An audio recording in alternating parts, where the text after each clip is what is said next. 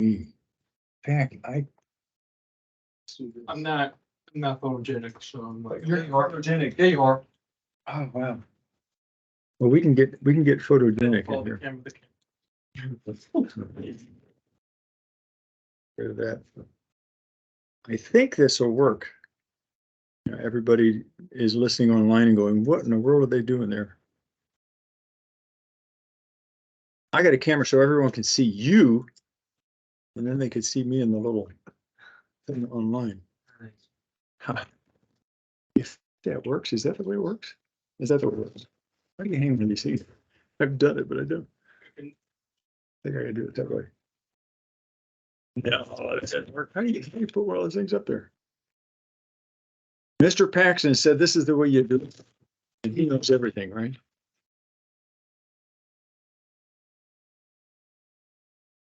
Take it away. No stuff. He knows a lot more than I do. But the issue is I've got to get this connected. Sorry, everybody. Technical difficulties as we try to figure this out. Speakers. No one's logged in online. I do have something I need to go to. Oh, what? Yeah, I actually, I'm actually gonna go see if I can join this class now, because might as well. Hey, Continue, guys. what? Hey, you bet, Declan. Come on back. Yeah. Love you, That's good. Dad. Anyway, a virtual camera. Now I can't get that camera. I'm trying to say Declan and I did not finish. So. Sorry, folks. Next time we'll have this all set up. It'll be just right. Bro, Microphone on the launch. That's it, but I'm not seeing any sound doing it. chicken. And you're not gonna see it.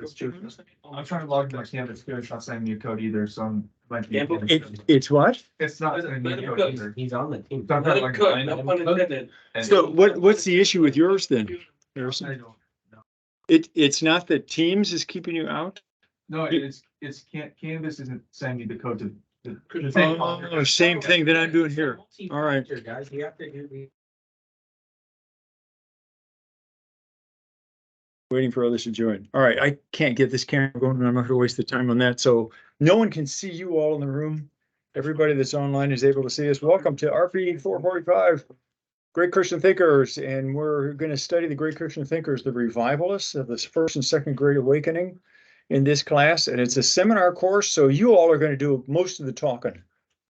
That means everybody here. You all have to participate in the class, and that's what we're going to talk about in this hour. Today, we're going to go through the syllabus. I'm going to do just an introduction, sort of a historical background to the revivalists, historical, spiritual, political background.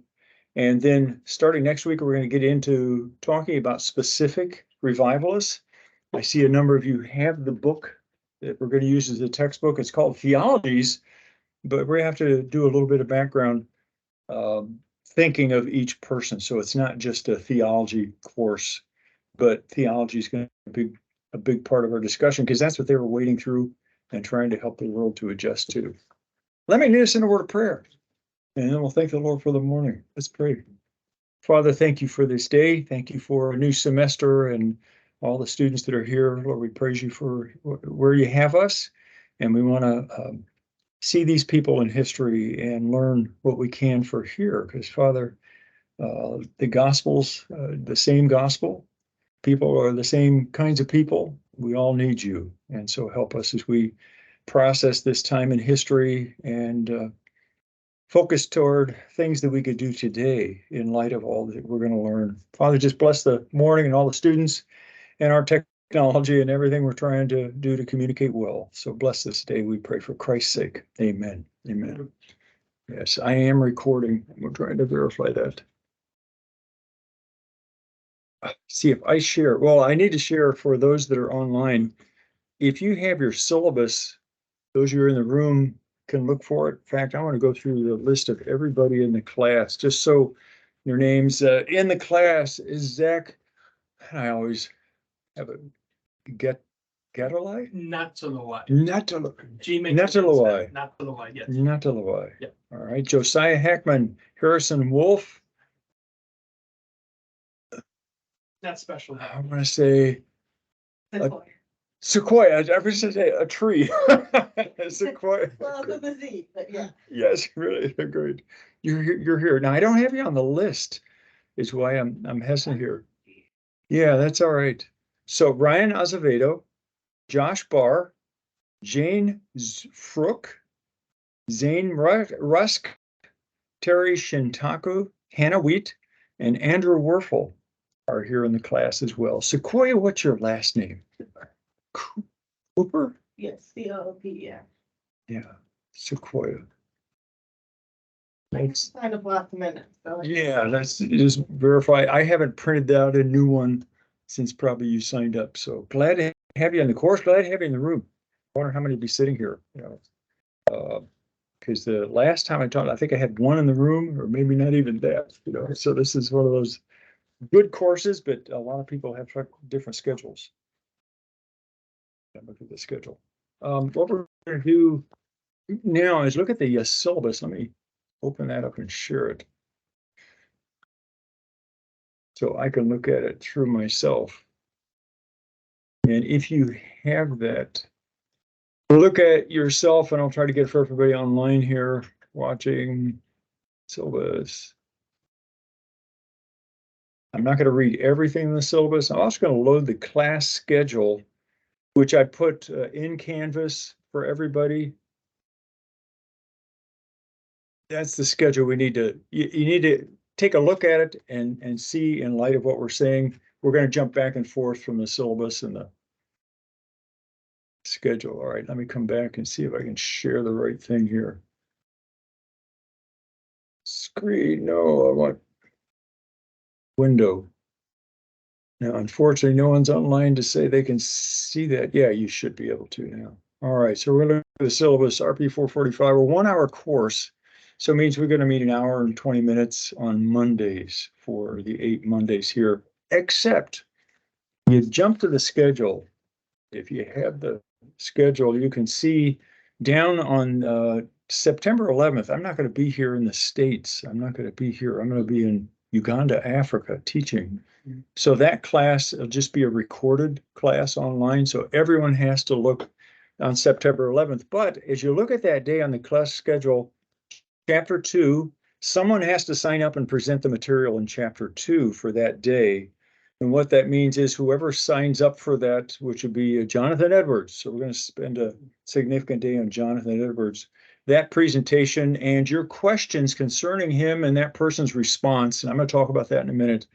You're going to have to upload a recording, and then I'll post it for everybody. You don't have to watch it at 8 o'clock in the morning. You can watch it whenever you want that day, or that week even, you know, but just don't get behind. You'll see what I'm encouraging not to get behind, keep up on things, because this course sort of goes quickly with the responsibilities. You have something every week.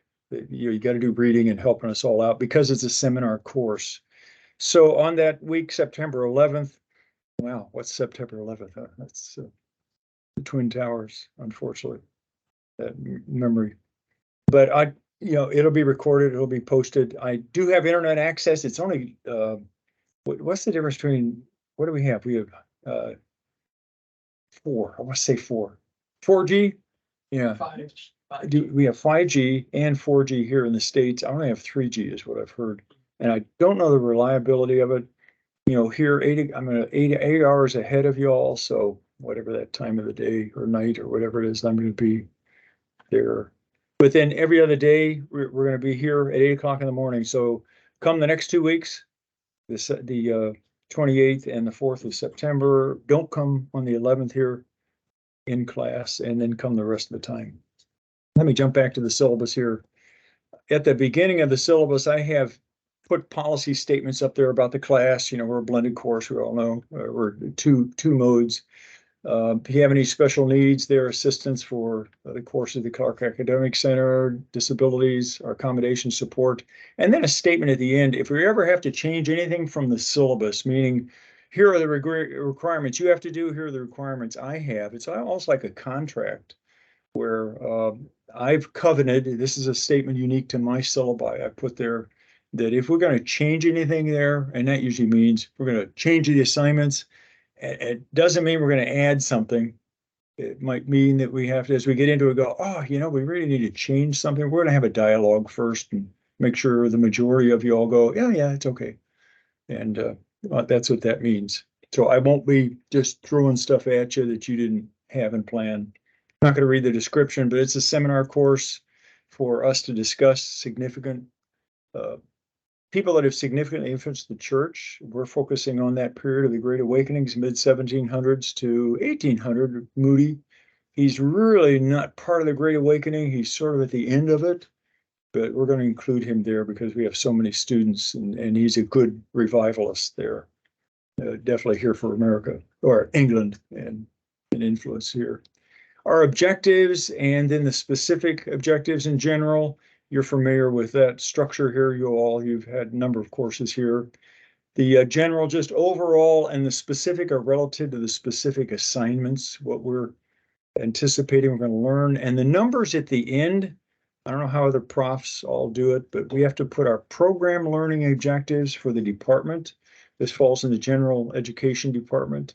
And those are the PLOs, and you can go to the catalog and see the different objectives there. That's something for us and for our accreditation and the academic office.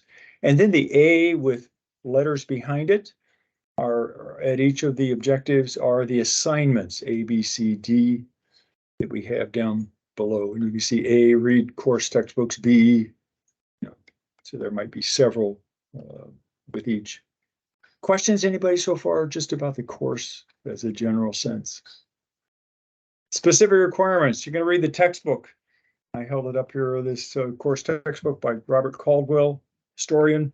Whitfield to Finney, we're going to go a little bit beyond, I mentioned beyond Finney to Moody here. We're going to begin before Whitfield too. There's a couple individuals, again, because he doesn't cover as many people as we need to cover for the class. I've added some people at the beginning. Jump back to the schedule and you could see that as you're looking at the class schedule. Theodore Freilinghusen and Gilbert, the tenants, William and Gilbert Tennant are several there at the beginning. Solomon Stoddard is another one that's outside, and in Moody. The rest are within the textbook here. Now I said that wrong, not Freilinghusen and Tennant. Well, Stoddard, and there's one other guy, and I don't see it jump off the schedule, but you'll see there are several others. And so that material for someone who, you look at the schedule, I want to get this course. I don't have a lot of other responsibilities and other courses. Volunteer to teach us next week. But you're going to have to use extra material. So you go into Canvas, go into the specific assignment for that week, and I'll introduce that here in a minute. And the handout material is there for all of us to be able to read. I want everybody to read it all and respond to it. And then that specific person to actually wade through it in depth and talk us through what you're seeing and what you've seen in that section. So there's extra reading material beyond the textbook is what I'm trying to say. Read the textbook, write a significant question of the reading material. So each chapter, you look at the schedule and you can see out to the right where it says assignments due. Now online, let me switch and change to the schedule for a second. It's not the one I want. Stop sharing and go to the next one, which would be, or I want to go to this window, class schedule. All right, you can see on the schedule off to the right-hand side where it says assignments due column. Notice down at the end of this week, we're in week 1, Monday, August 21st, and you go to the far right and it says due August 25th. All right, there's the first additional reading, first reading, and a RQ, a reading question. You read that material. So we're looking back at the syllabus, and the syllabus says you read the material and come on that day, Friday the 25th, post a significant question about the reading material.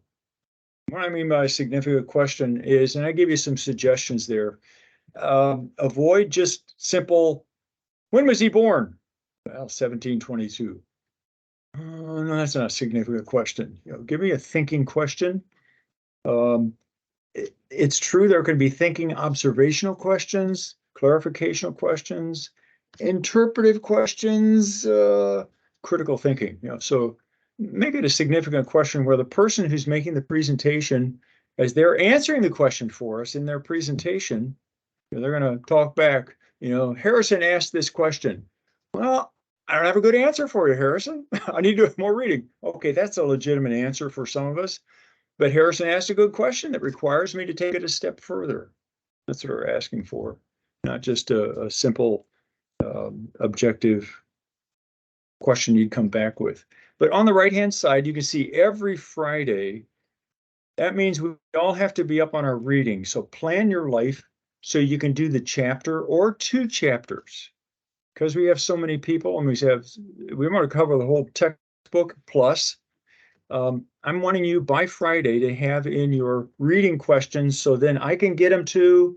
Now, the reality is you as a presenter can go into Canvas at the question and you can see everybody's reply, right? It's all going to pop up and answer them there. But I'm going to, by Friday, late Friday afternoon, send you everybody's questions. So if you didn't see that, this is where you've got it.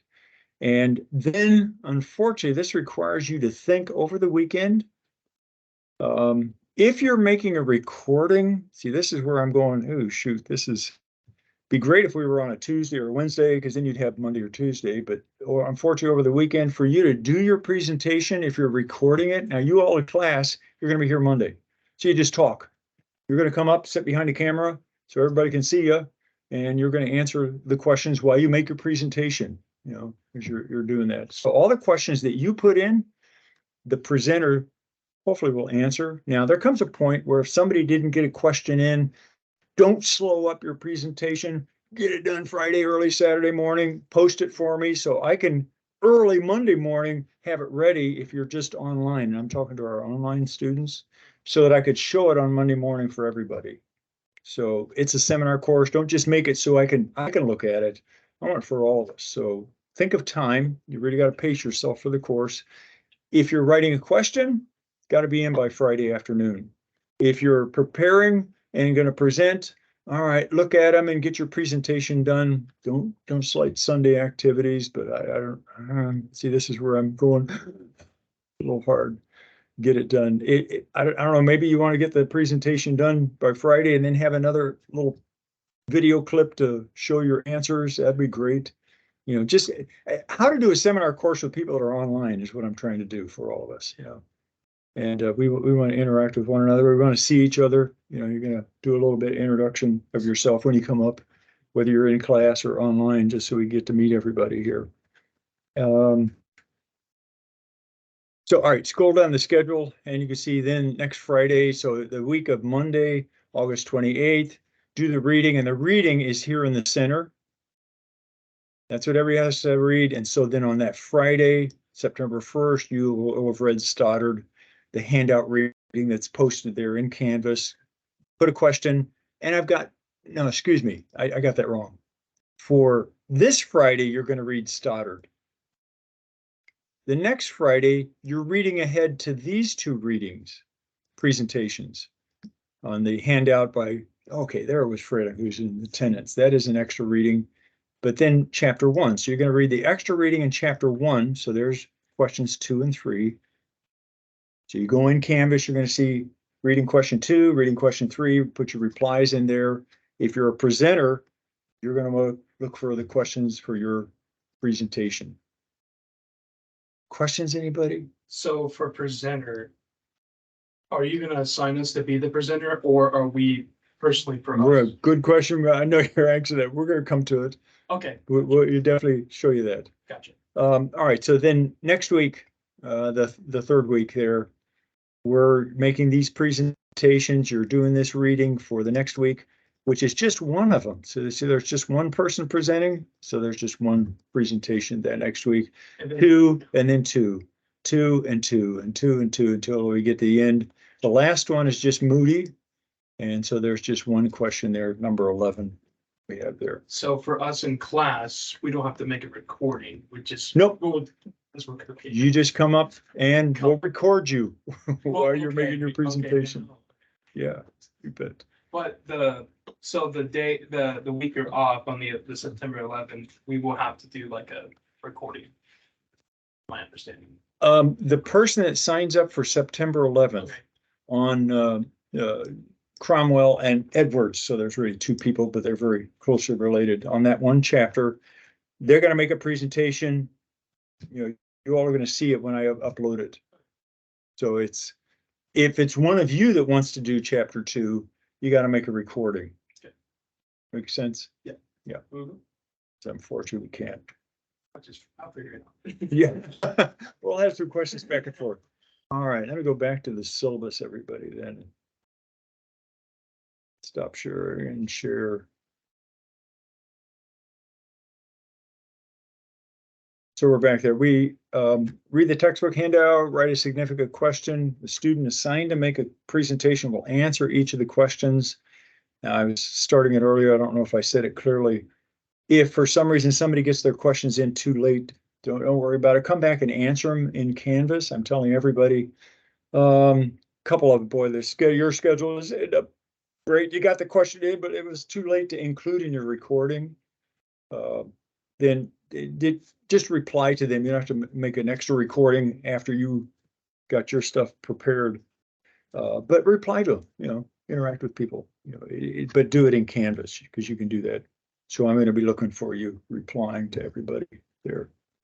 B, develop a backgrounds chart of the times of the American Revivalists.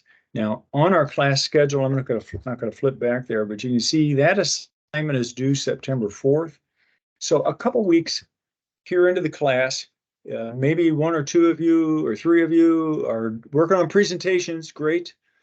But I want everybody to step back and just look at the times.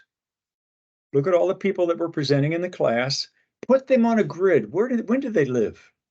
Just make a timeline. This isn't going to be a lot in depth. I'm envisioning a couple hours maybe you could take, maybe if you know a lot of history, maybe you've studied this period of history a little bit more, but where they all fall, and then what are some other significant influencing events that are going on? Now we're going to talk a little bit about history here.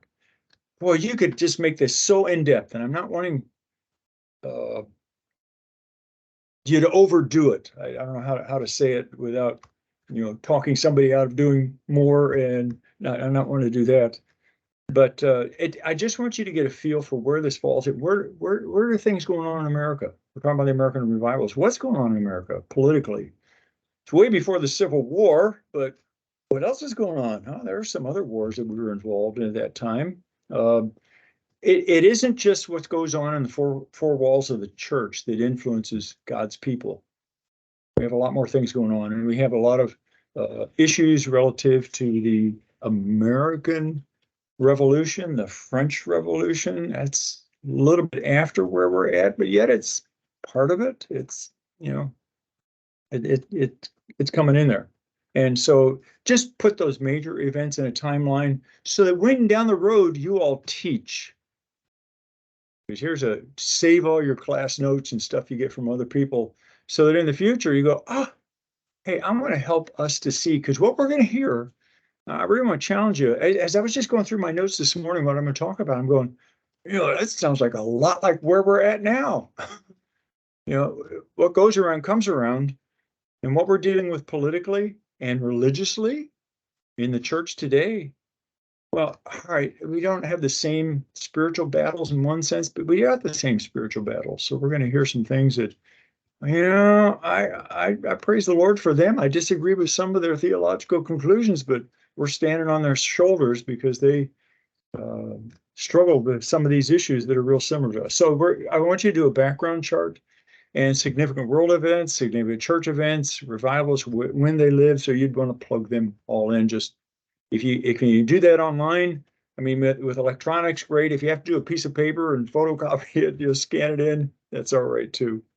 I'm not asking you to learn software so that you have to make a diagram with it. Questions, anybody about B?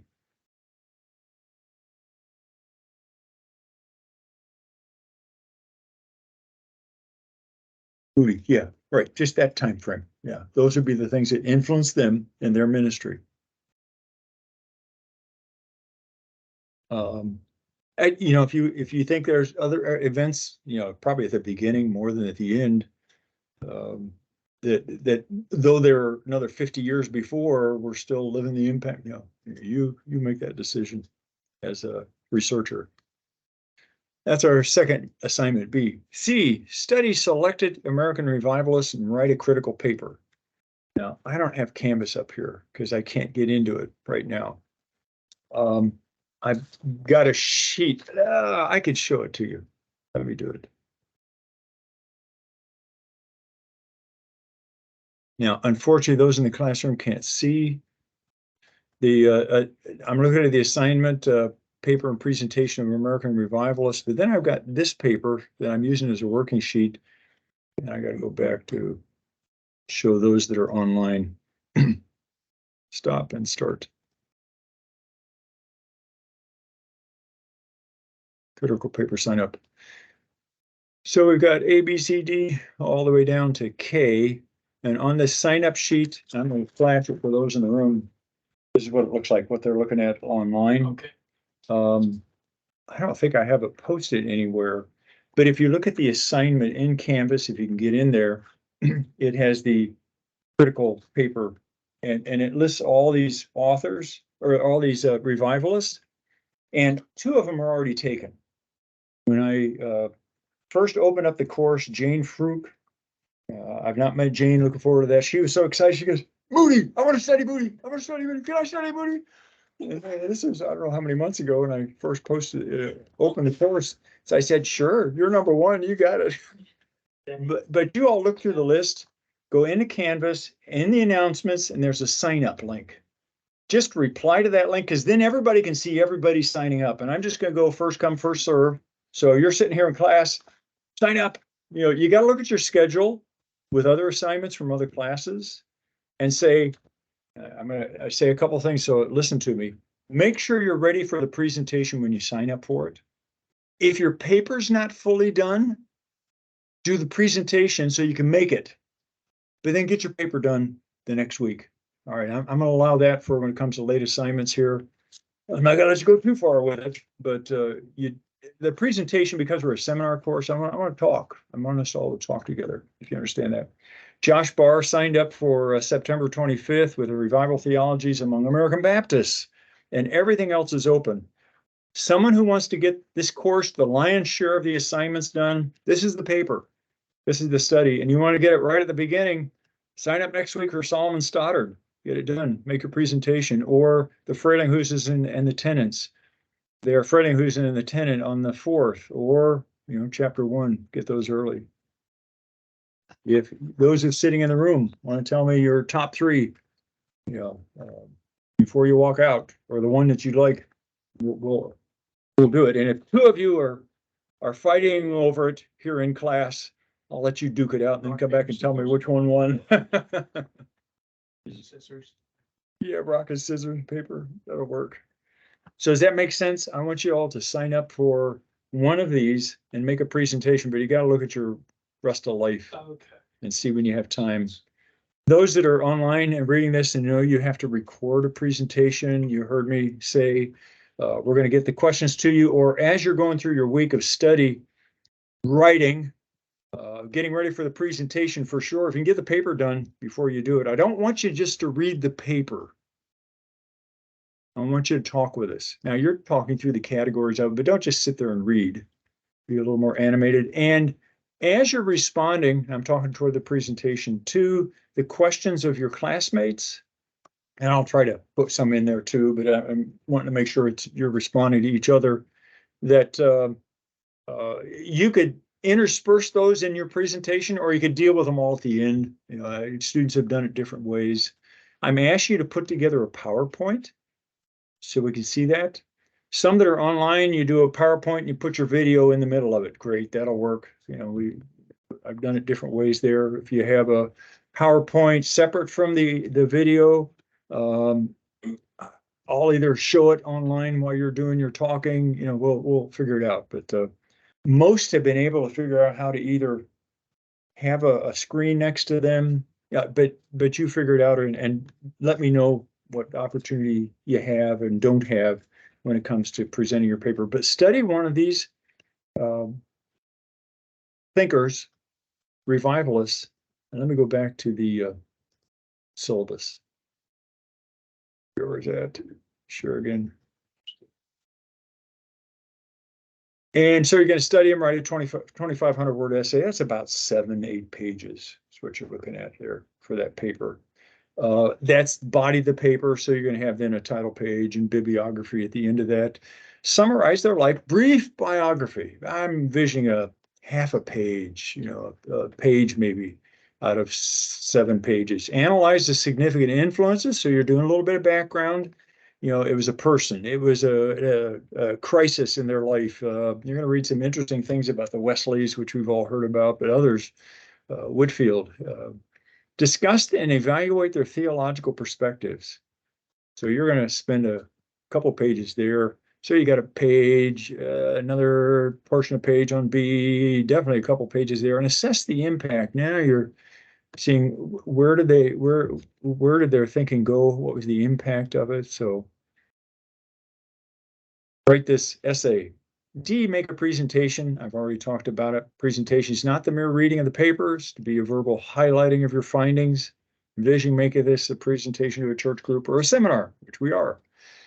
Number 2, a PowerPoint, not elaborate, but you're going to see the PowerPoint that I've done for today, just a starting slide and help us get us a picture. There's a picture of most of these people that are out there, or a line diagram of them, or what is it, charcoal and paper type image of them. But I'm not looking for anything real fancy. But help us to see it,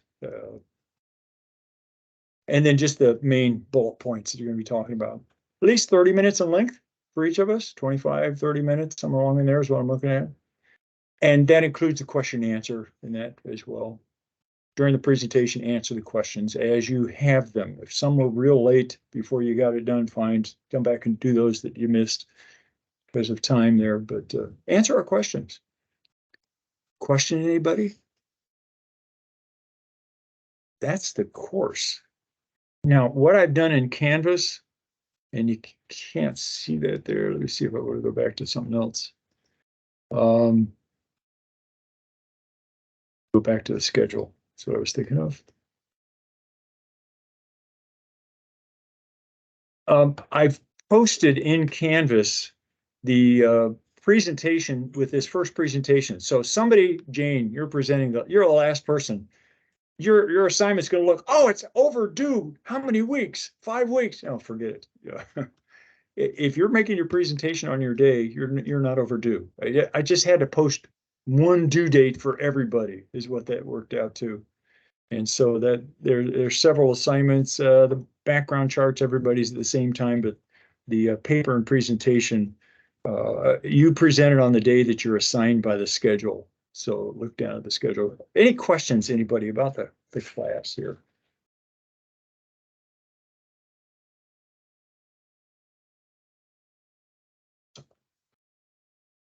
I forgot. I had the schedule, but I don't have one for all 4. That's why I didn't see it on the schedule. Take one, pass it on around. And okay. So Well, this look is at the second- yeah, it's the schedule and the sign-up sheet is what I'm passing out to the students in line. So you can look at it right here. And jot down your choice and let me know before you walk out if you can, if you want to.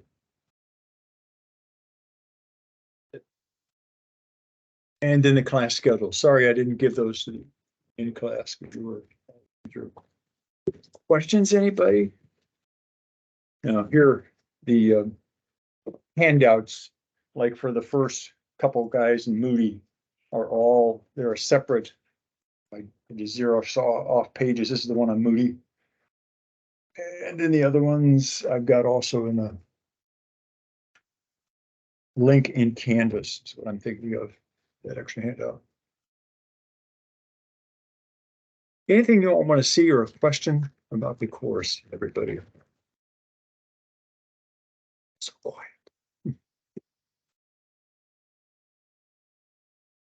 So there's one for everyone to present on, right? Yes. Okay. In fact, there are just what did I say? There's 9 of you in the class.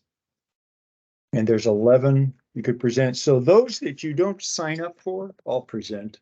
Okay. Something on them. 3, 7, there's 10 of us, so one will not be presented.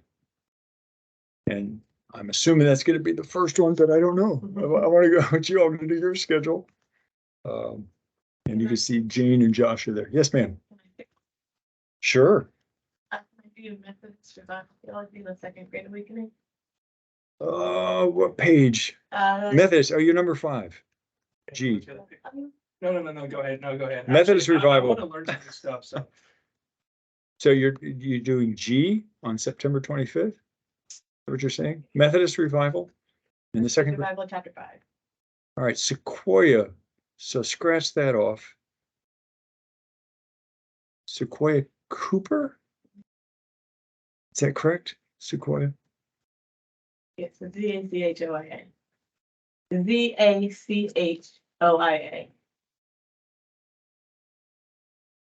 Say it again. I'm not clicking with ZA. CHOIA. Oh, Sequoia, your first name. The female form of Zachariah, and it means God remembers. Yeah, Sequoia, and your last name? Cooper. Cooper, Cooper. Sequoia. Wow, I did not know that, and now I'm learning. Sequoia. All right, Harrison, do you have a Can I do Charles Finney, please? Finney? Ooh, wow, you want to take Finney? This. He's a good guy. Kidding. I'm just kidding. So you're thinking Methodist Congregationist? Harrison Wolf. Anybody else? I'm gonna pick Revival Theology and the New Divinity Movement. New Divinity Movement. That's interesting one. The Don't know what congregations. that is, but I'm willing to learn. Hey, yes, there you go. All right, Zach. Can I do 2 responses from B on October 2nd? 2 responses to modern revival theology. Oh, yes, you bet. Princeton. There you go. And that's Josiah. Hickman. All right, for everyone, you all that are seeing it, unfortunately, those that are online seeing this, you're seeing it out of sync, but that's just the nature of the beast here, which means those that are watching this online, you're going to see that it's got to be first. What's available is F, September 18th, and then September 11th and before. Because 1, 2, 3, 4, 5, 6 of us, so that means another 4. And then there's one open that I'll take, whether it be Solomon Stoddard next week or somebody else. Good, thank you all. We got those down, and I'll post this updated schedule and announcements for everybody. So check that real quickly here and let me know, shoot me off a reply there in Canvas or an email. You know, the reply in Canvas, then everybody could see your top 3 choices, and then we'll go with that. Unfortunately, that might mean somebody have to get it. Zach, question? Oh, no, I was just double checking. So I picked New Divinity Movement. Yep. Okay. That's what you said. Is that all right? That is what I said. Yes. I was just double checking. So. Yeah, so you go to the chapters that are there. Everybody has a chapter in our textbook. And we're all going to read it together. We're all going to send you a question, but you're going to think about it in depth. And you're going to go, wow, go look online, get a picture, but also think broader. And maybe that'll require you to do some searching around on the internet. If you want to go find a book at the library just to do a little bit more skimming, boy, take that. Now, that brings up a good question. I don't remember that I asked for any. Did you see in the syllabus? I don't think I asked for any number of sources. I mean, you got to have at least 3 sources. I don't think I did that. Do you see the syllabus? It doesn't say that in that assignment. Does it? No, I don't think it doesn't specify how many. I didn't want to do that just because of the quickness of the class here. Right. So it's more the thinking and then us dialoguing together, thinking as a group about revivalists. But definitely do some additional searching online at good sources, as well as then anything you could pick up in the library. It'll help us out. Like Wikipedia. Well, most often it's not that bad. You got to use discernment, you know, what you're looking at, what kind of questions. If you're going to do searching in Wikipedia about climate change, there might be a bias here.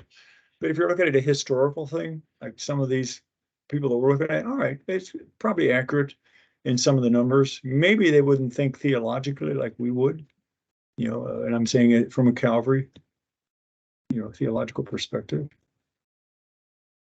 All right, I want to get back into Teams. That's what I'm trying to do. Let's share here. We got another little over half hour. I think that's about the time that I'm looking at. That's not it. There it is, right here. So we're talking about great Christian thinkers, the Revivalists, a landscape of the Revivalists, sort of a background, political, ecclesiastical, spiritual. On Friday, September 19th, 1740. All right, when did the Great Awakening occur? Do I have those dates in your mind, or just a rough? When were the Great Awakenings? Two of them. 1600s, 1700s, 1800s? 30, 40. Yeah, later. It was within the 19th century. So Do you mean as A little too late. as in the Enlightenment, Great Awakening? Is that No, great. Well, you say the Enlightenment, that was a little bit before what we're looking at, but that's definitely a precipitator. The Enlightenment thinking, if you're thinking of the rationalists and everything, what was going on theologically, 1700s, late 1700s, you know, is what we're moving into, So early that's- 1800s, you know, so your time around. With the revolution, Mhm. American Revolution, it was also that's within after.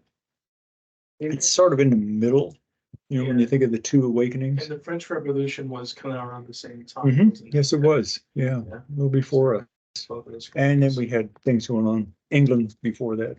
Here's a date though, I just listed a date, I'm gonna show you back, let me get on down to the next slide. September 19th, 1740. Now, if you all are looking online, I should just said that, if you all are, where would you see this online? You're in the team. Can you see it in Teams? Can you see the PowerPoint in Teams? Should have asked you to do that. Is what I'm looking at here. Are you in the team? Yeah, shoot, we should have done that. No, you haven't joined the team because I don't see a symbol for you. But if you can get in the team, then you all can see that there, like everybody online is seeing it, the PowerPoint. No, it's not in Canvas because I can't get in Canvas. It wouldn't let me in there, as you can see on the screen there. But if you go into Teams, go to the calendar and just join the class. I should have said that, but it threw me off the So screen. You sent us an email, right? Yeah, it would have come to you an email, the link to it. I got it here, Jordan. It should be in your calendar where you just click on it. Join the class on Mondays. Now Sequoia, you won't be there. Let me add you real quickly to the team.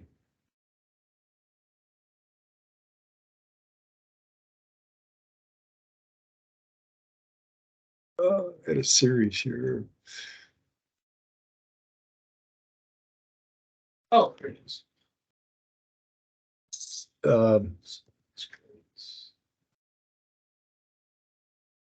So how is your first name spelled? Sequoia, Z-E? Z-A-C-A. C-A.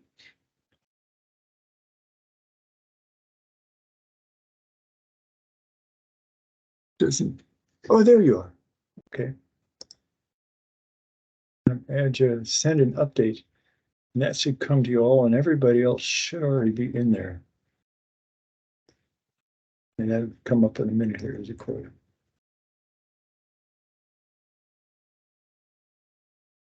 Did it or did it not? Yes. Oh, do the others? I'm in the class. You're in the class. Everybody else, anybody else have a problem? Sorry, I didn't even think of that. You just sent us. I sent an update and I added Sequoia, but I would assume everybody would have gotten the update, but if they didn't. So Josiah, you're not in yet. almost there. Read back out, check everybody that's in it.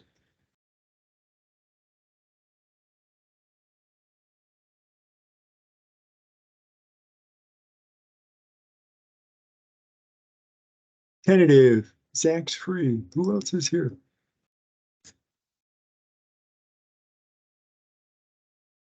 Why are there only 2 people? Harrison, are you in the class? Yeah, You're seeing it? I should be. I didn't. What do you mean in the meeting? Yes, in the meeting. Oh, okay, I can. All right. Uh-oh. I joined. Oh, Oh, turn off your mic. We got a little feedback there going on. Good. All right, now I see a few up on the top. I'm already there. Oh, there's 1, 2, 3. There's a few. And Josiah, I still can't get you in. Do you see it, or is it your computer, or what's going on?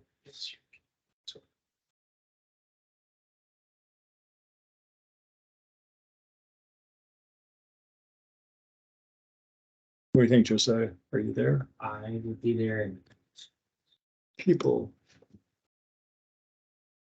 Yeah, I've got you. I just sent you a request for Josiah to join this specific meeting.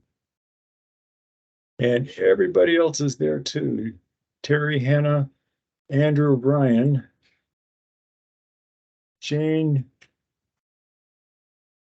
Zach, Zakoya, Josiah, Harrison, and me. I'm calling you, Josiah. We'll get you. I will.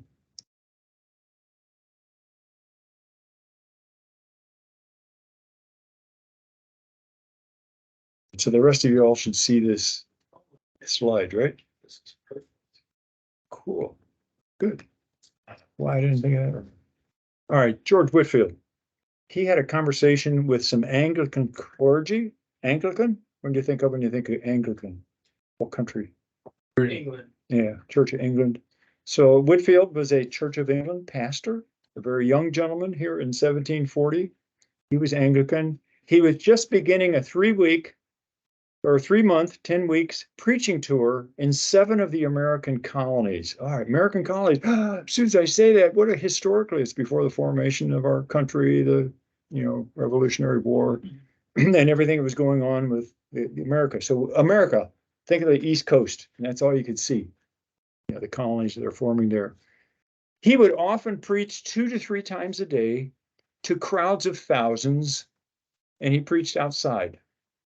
Totally unacceptable to the traditional clergy. Well, mega church. He was not yet 25 years old, and he had been preaching in England for 4 years already. Talk about a dynamic young man, is what it says to me. From early 1739, he had taken to preaching outdoors with great success, not only in the States, but also in England. Thousands of people. He must have been a very dynamic preacher. I don't know if you've ever seen oh, there he goes. Yeah, turn your mic off and we'll not echo too much with each other. Thanks.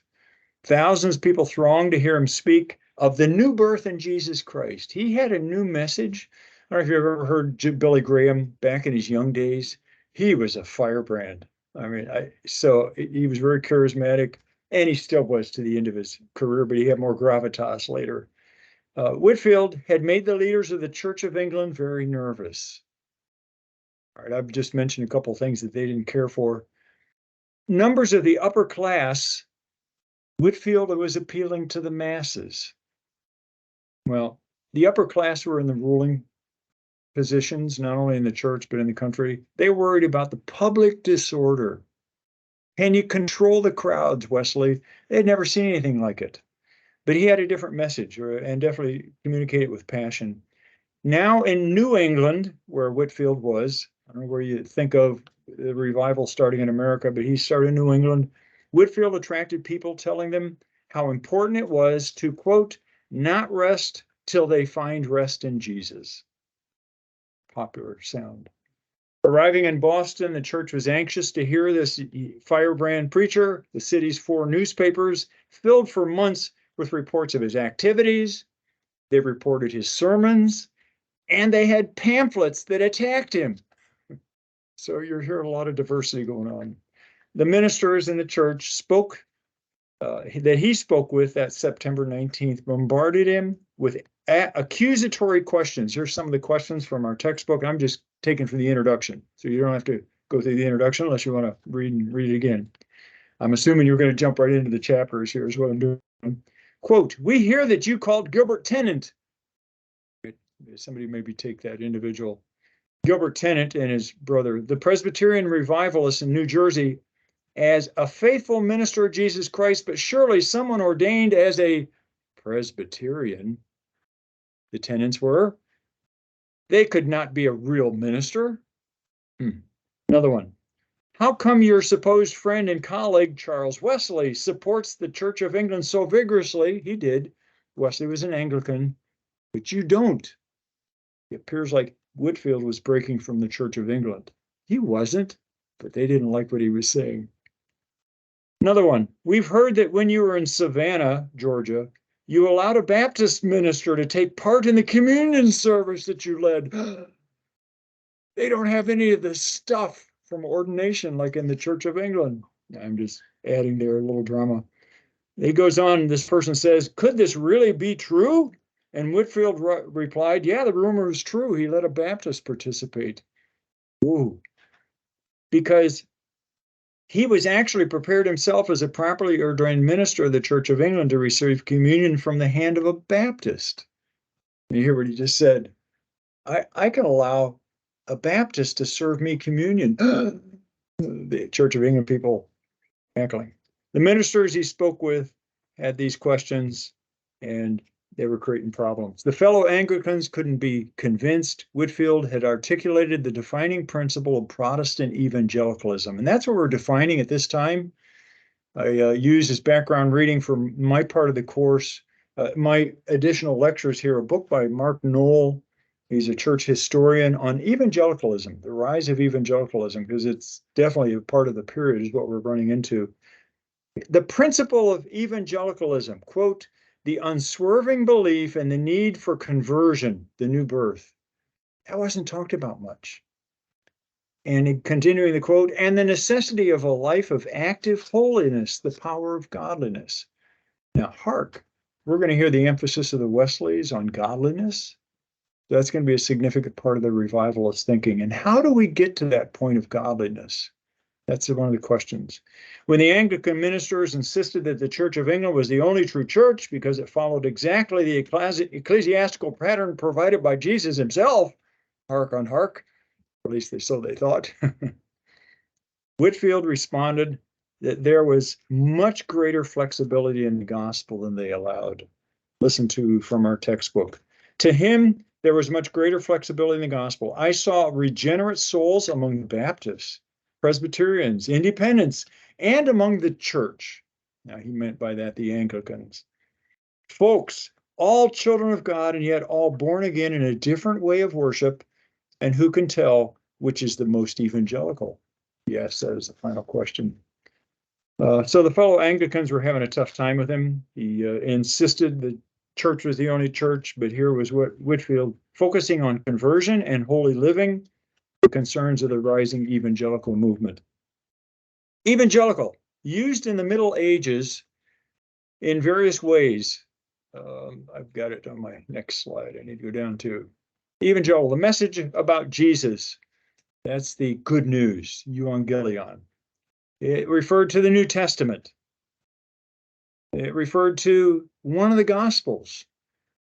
It referred to Isaiah, the book of Isaiah, who was the evangelical prophet. Remember his call there in chapter 6 of Isaiah. It predicted the life and death of Christ, primarily, is what they're thinking of. During the 16th century, the 1500s, so we're backing up, the word evangelical began to be associated with the Protestant Reformation. So we're not studying the Reformers. Come back for another class of great Christian thinkers if you got another hour. I don't know when the sequence. I've got 4 different versions of this class, 5 really.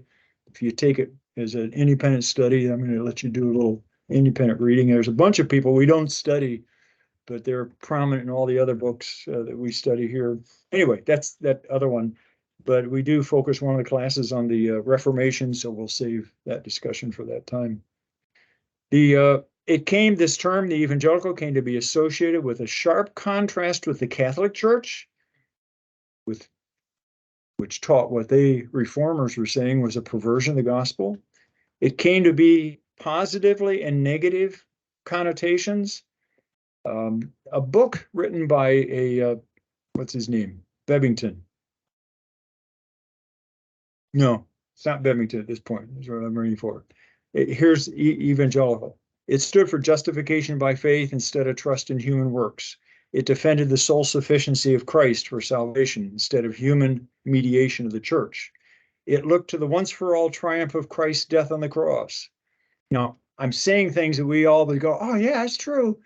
But what was the counter that was being taught by the church and what was going on in Anglicanism primarily, we're thinking as we start out here. The final authority is the Bible, as read by believers. The people reading the Bible?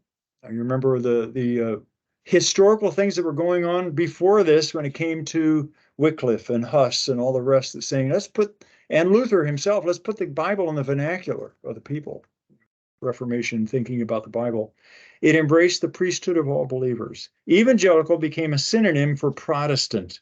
Thus, the word in some groups formed, such as the evangelical Lutherans.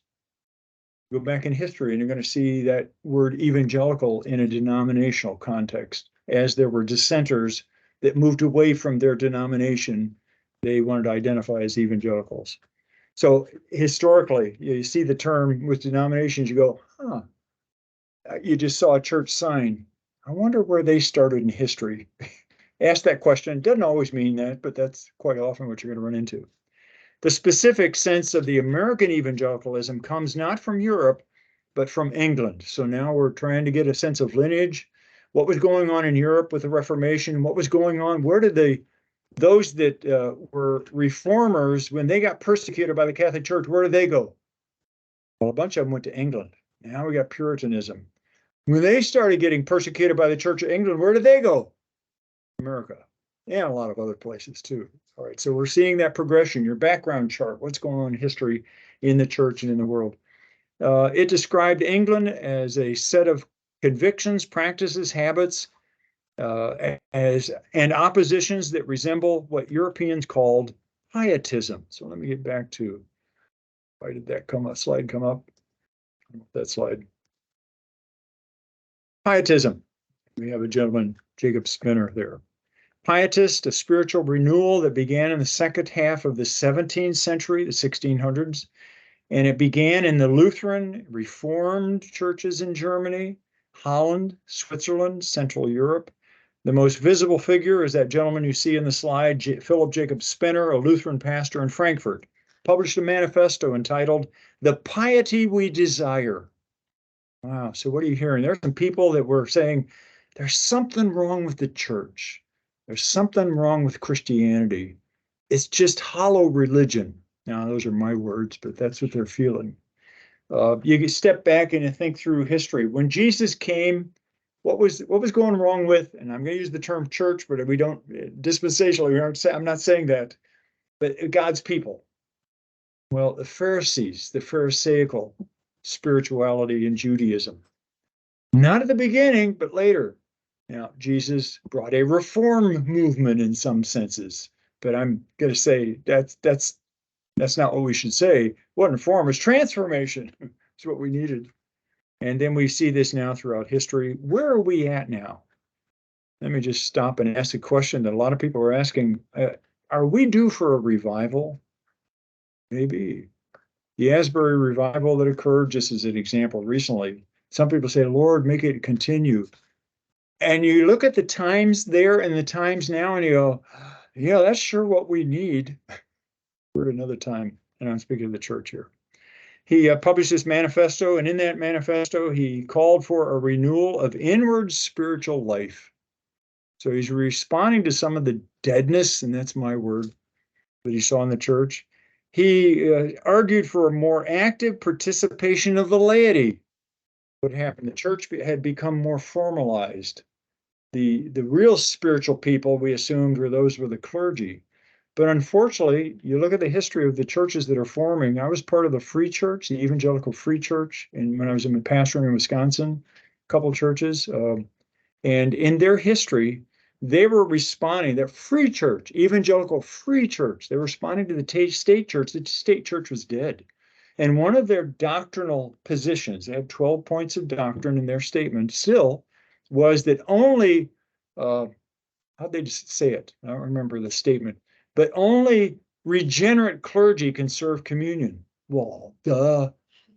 But in a state church, if you were appointed by the politicians to be a pastor, you could be an unbeliever. And they're saying, no, that's not right. Okay, now we're looking at about the same time frame with the Free Church here. We're talking about America, though, and the great revivals. Less fixation on church order and a use of the Bible by everyone. During the middle third of the 1800s, the 18th century, excuse me, the 1700s, a series of renewal movements began in England, Wales, Scotland, Ireland, and the American colonies. More than a mere repetition of the Reformation beliefs and practices, this renewal movement took shape in a series of revivals. Hence, we're getting the word for the course, meaning there was a significant move that occurred. Some of it, I don't know who picked Finney there. He gets criticized. Did he manipulate the masses to get revival? Okay, you're going to help us think about his methodology, which usually gets criticized. But what was his theology behind it? That's another thing we got to think of,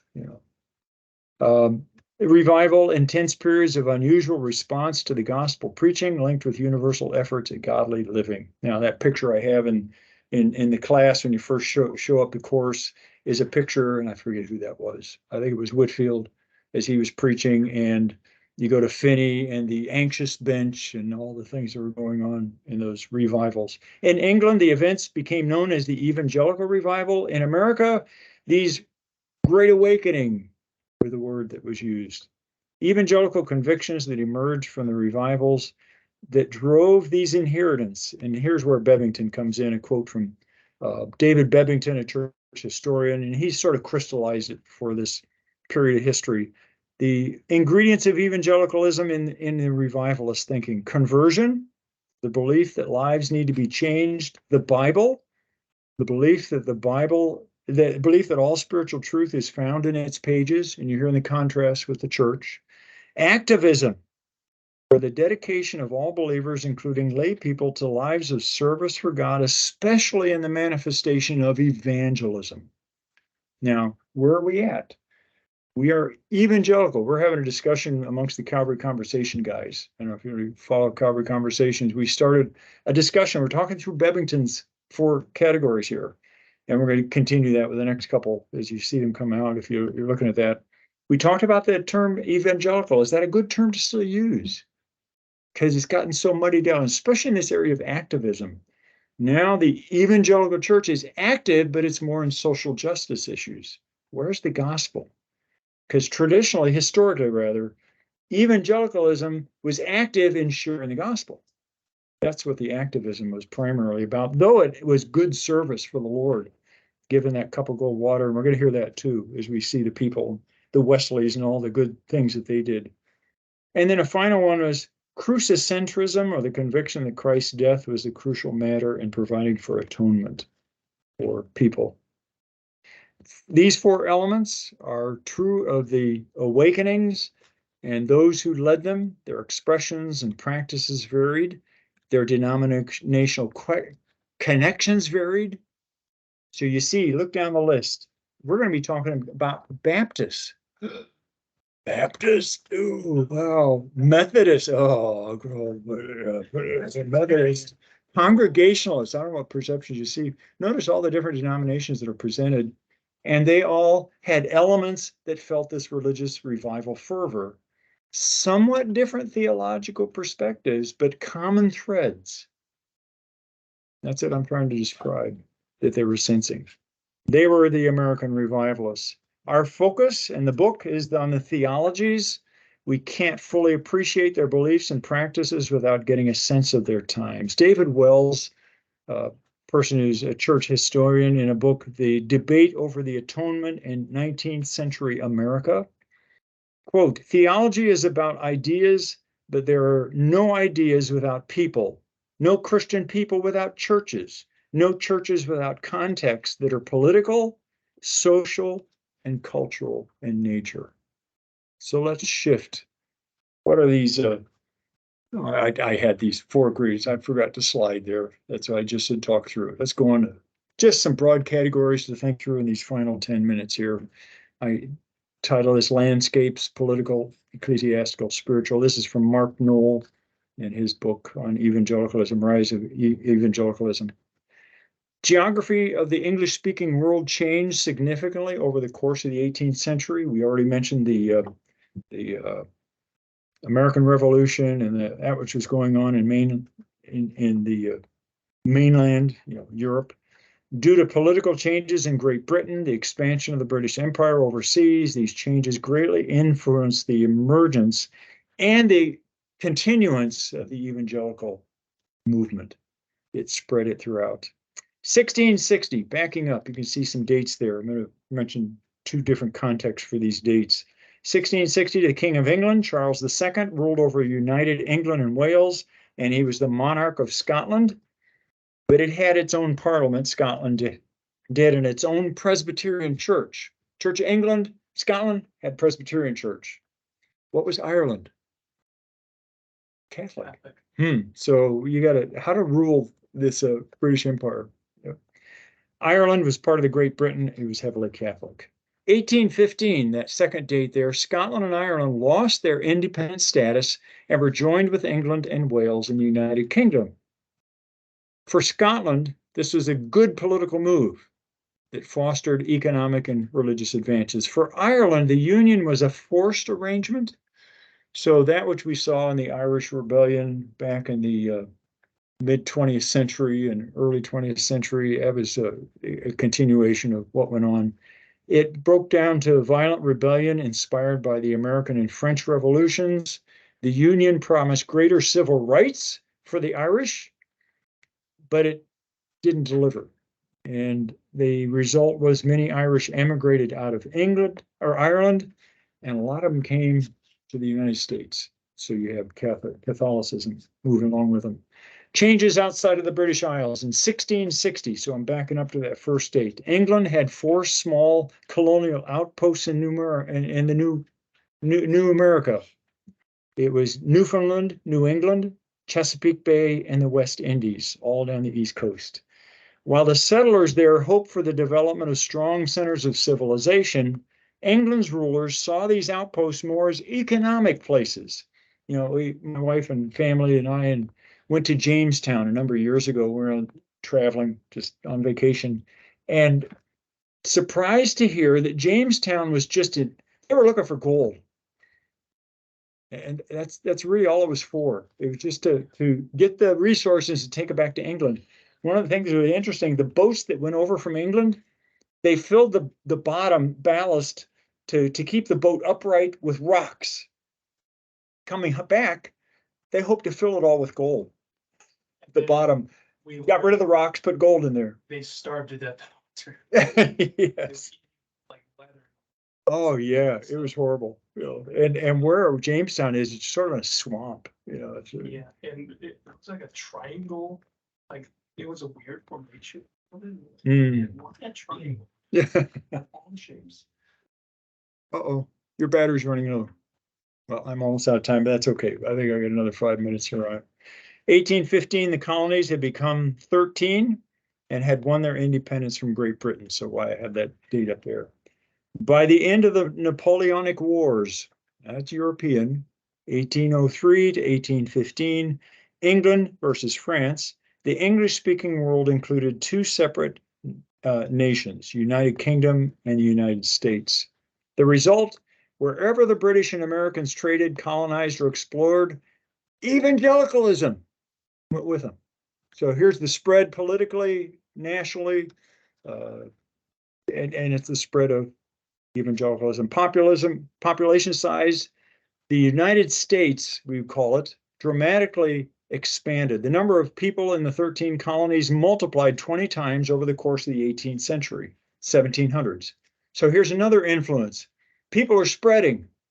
They need religion, missionary activities. So you hear that going on, and these evangelicals are anxious to spread the gospel. France remained the largest nation of Western Europe, hence the Protestant fear of France and its Roman Catholicism in the British Empire. Ethnic makeup of the English-speaking world spoke English and various Celtic languages, West African languages. 10% of the people in Britain, its colonies in the United States in 1800 were of West African descent. In the US, there was also Native American, Dutch, German, French. So what you hear going on in America, a diversity of languages, ethnic backgrounds, historical background with a connection in Europe. And so how do you put all these people together? How do you bring them together religiously? So for Whitefield to come from England, it's just very narrow binders on their thinking, to America where there's so many different people, and you're realizing they love Jesus too, but they're not from our church. What am I going to do with them? That's what's going on. Ecclesiastical.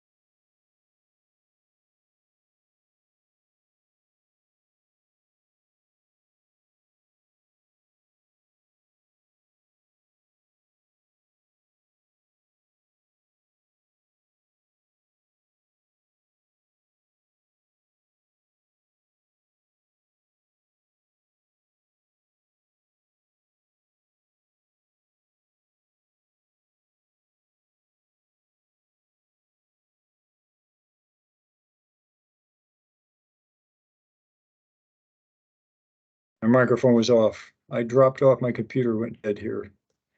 Get back to the PowerPoint. This is what we're seeing here. All right, everybody. So ecclesiastical, where was it? At the beginning of the 18th century, there was a near universal deference to the principle of tax-supported church-state religious systems. All right, they transported that into America. So different pockets in the Americas have different churches, and they're supported by, back in the home country, England primarily.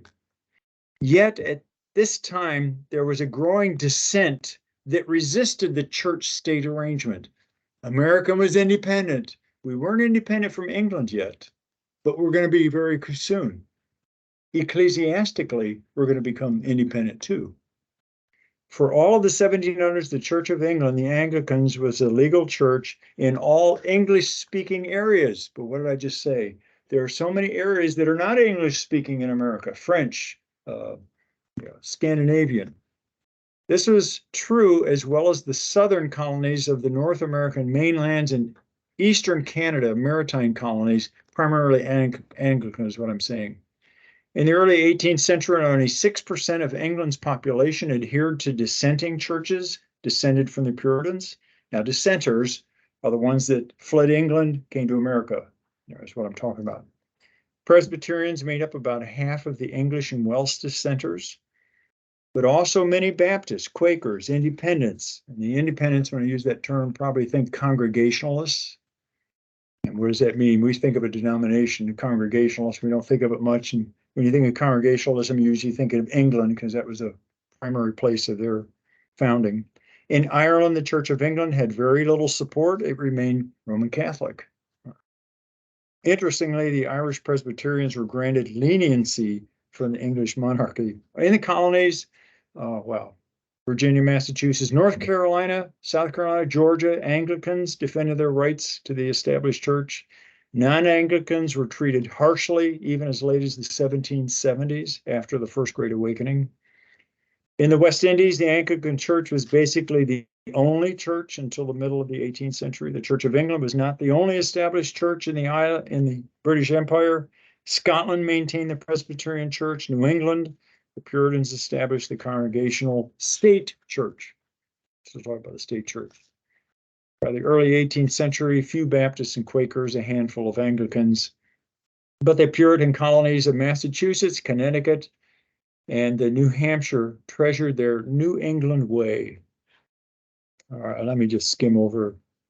Evangelicalism would eventually flourish best in the deregulated religious environment of the American middle colonies. And what are the middle colonies? Not North Carolina, South America. You're thinking more New England, New Jersey. I mean, New Jersey, New York, Pennsylvania at that time.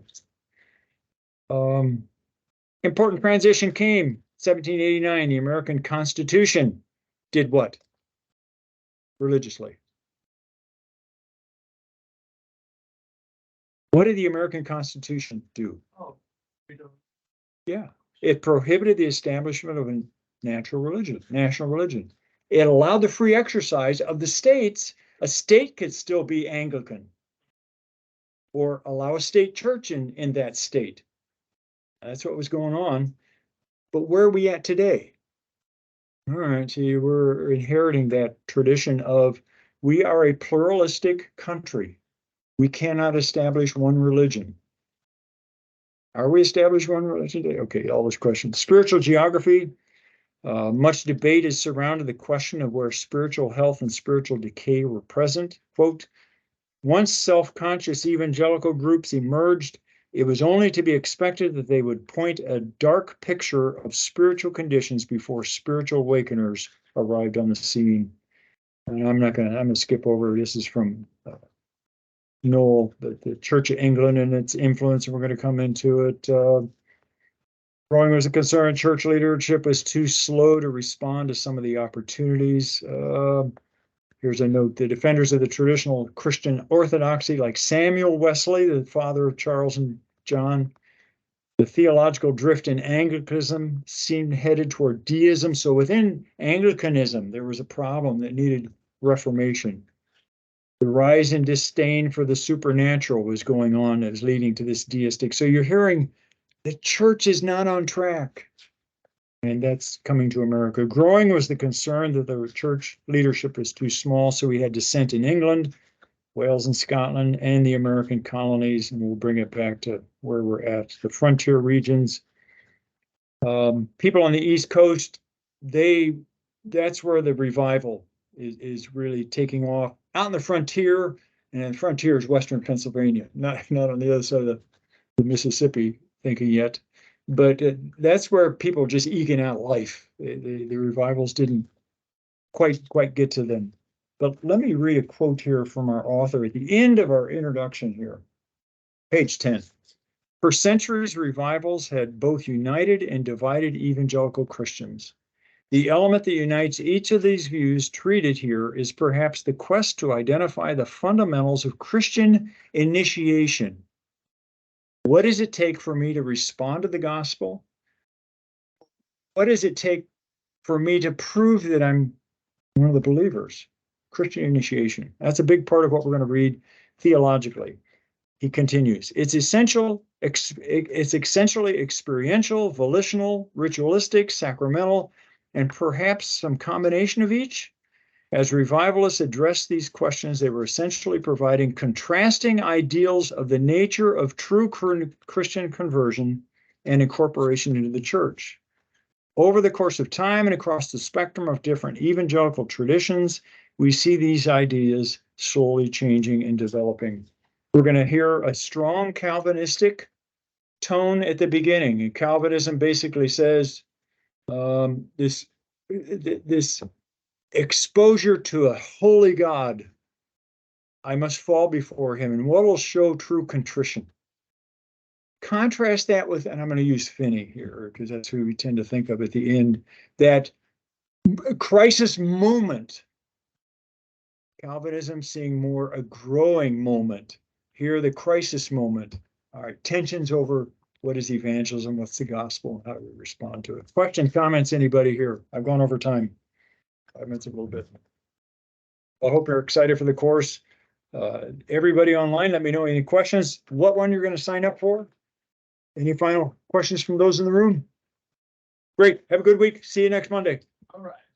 So we don't have to tell you which one because we already did. Nope, you already did. That's right. I've got you down. The rest sign up. I'll post that right now. I'm gonna stop sharing.